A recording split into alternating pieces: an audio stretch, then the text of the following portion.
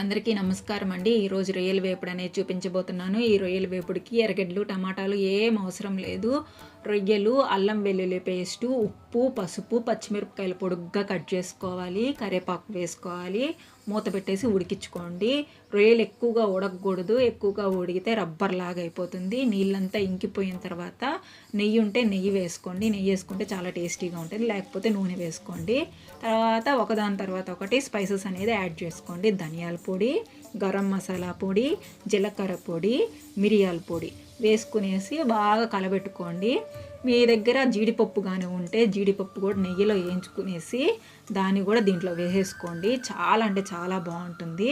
తర్వాత లాస్ట్లో కారం వేయాలి. కారం వేసిన తర్వాత స్టవ్ అనేది ఆన్లో ఉండకూడదు, కట్టేయాలి. లేకపోతే బాగా మాడిపోతుంది, కారం మాడిపోతుంది. స్టవ్ ఆఫ్ చేసేసిన తర్వాత కొత్తిమీర వేసుకోవాలి.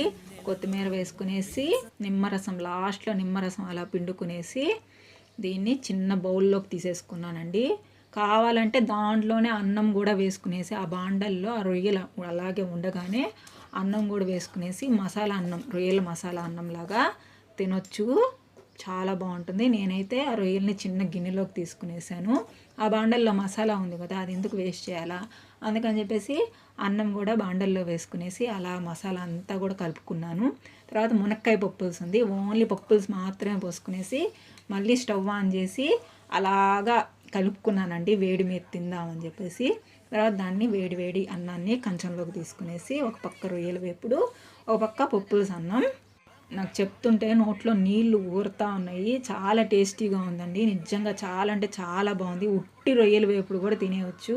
దీంట్లో జీడిపప్పు వేసుకుంటే ఇంకా బాగుంటుంది, నా దగ్గర లేదు. దీన్ని పప్పుల్స్లోకి, రసంలోకి, సాంబార్లోకి, పప్పులోకి, పచ్చళ్ళు అయితే అద్భుతంగా ఉంటుంది. చాలా అంటే చాలా బాగుంటుంది. ఒక పక్క నేను యూత్ సినిమా పెట్టుకునేసి నెట్ఫ్లిక్స్లో ఒక పక్క తింటూ ఎంజాయ్ చేశానండి. చాలా బాగుంది, మీరు ట్రై చేయండి.